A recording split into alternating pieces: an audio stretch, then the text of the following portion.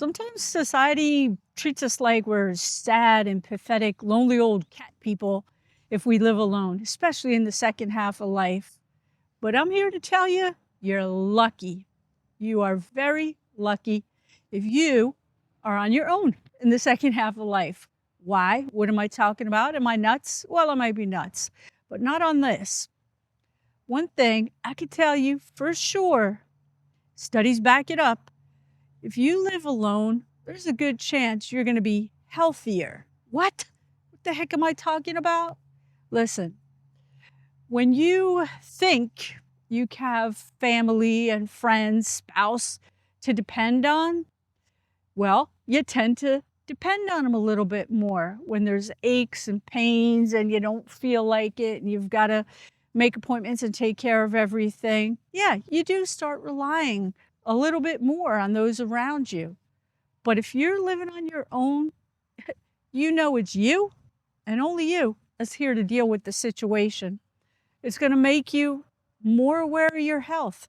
You're not going to have any delusions that kids or something are going to be taking care of you. So you're going to make sure you take better care of your health.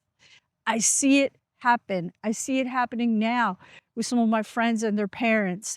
The parents, they really backed off of taking care of their health. They didn't push themselves anymore because they assumed, oh, my daughter will be there for me. They kind of relied on each other, the husband and wife, and both of them went down the toilet. I've seen it happen a lot. Being alone, it forces you to take responsibility for yourself and for your own health.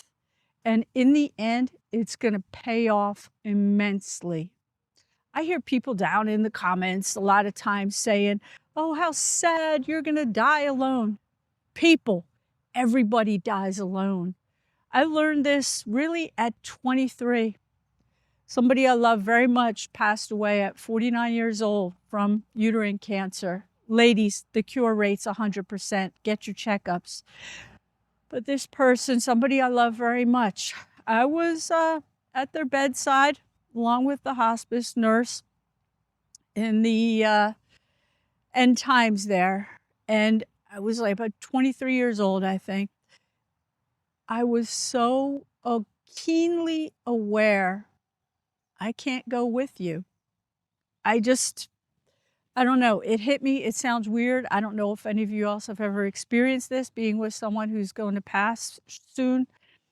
You're very much aware that they're about to go on a journey and they're going alone without you, and there's nothing you can do. This person passed away with many people at their bedside. At 49 years old, that's still pretty young to be passing away. So many friends and family were around. But I very keenly aware you're going that part of the journey alone. So no matter what's going on, you're alone there. Don't worry about it. There's nobody getting away from that situation. I don't care. When you live alone, you really become much more independent and self-reliant, confident, and strong. You know that you got this. When I was 50 years old, I had a major surgery. It put me out of commission for quite some time. And I did have some friends that helped for sure. But you know how it is. You don't want to ask for help. You don't want to have to be weak. So when I returned from the hospital, the house was empty and it was just me. And there were some dark times and some struggles, maybe a little bit of crawling sometimes. But you know what I learned? I got this. And if I'm 80 and I'm all banged up, got to get a hip replaced or something, I'm going to figure it out. I got this.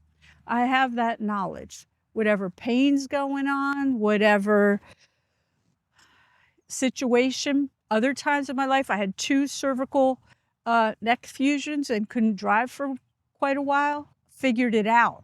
Called taxis, walked to a crappy bus station, took the bus to the Walmart, called the crappy taxi to get back home. There wasn't any Ubers or anything at that point. You learn. When you're by yourself, you learn that no matter what, You got this. Because there's a survival instinct in all of us deep down. And if you have people around all the time that you can depend on, you don't have to access that. But when you're single and living alone, you do. And it's there. So don't worry about it. You got this. Whatever's coming your way, you got it. Living alone, you've got freedom and flexibility. You don't always have to be making concessions for other people. You can make your schedule what you want. You can decorate your house, your environment, just how you want, how you like it. You get to be you and really learn who that is and what you like. You don't always have to be compromising, and it's wonderful. You have time on your hands for your creator endeavors, like maybe you want to start a YouTube channel or write a book or take up painting or photography. You don't have anybody else that's going to criticize you or push you in any direction, or you don't have to worry about whether they support you. You're supporting yourself. You're your best friend.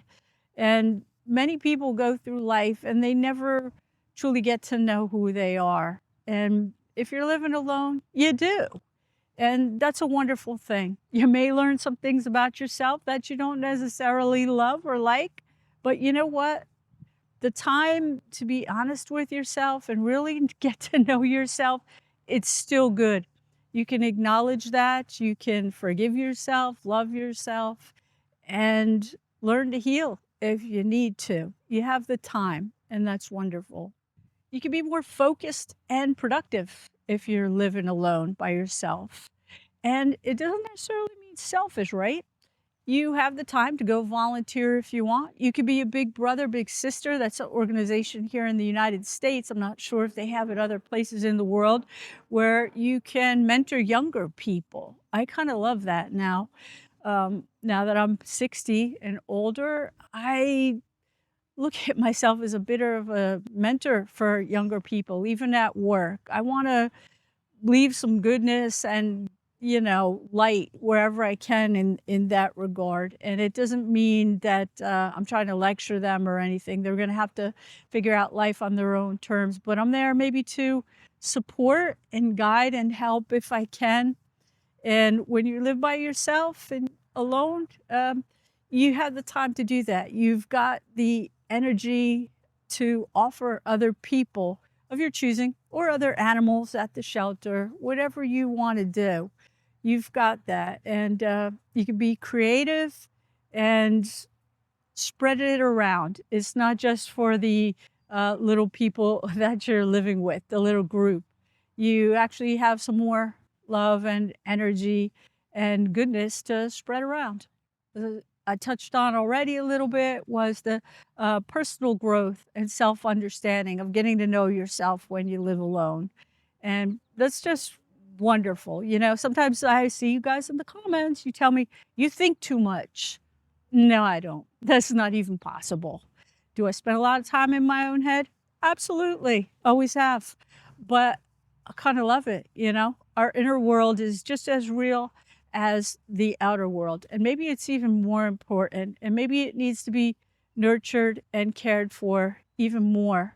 And sitting alone in the quiet, out in nature, it's important, and you never know where it's going to take you when you spend that time alone with your thoughts and you allow them to just grow and manifest and question. It can broaden you as a person, broaden your horizons. It opens you up to other people and other thoughts.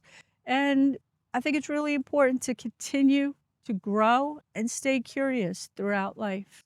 And listen, one of the extra bonuses of living alone, you don't have to worry about divorce and all the, what is that stuff? The alimony that you guys complain about and go off about in the comments. You don't have to worry about somebody coming home and leaving you and busting up your whole life. Because guess what? You are your whole life. You're in control. You mess up, it's on you. You're going to have to clean up the mess. And Lord knows I've had to do it. But yeah, I mean, that's a good thing. You don't have to worry about anybody else, what they're up to, how they're feeling, what they might do, what their next move might be. It's all you. And that's freeing. It's freedom. It's not sad and depressing. So listen, let me leave you with this.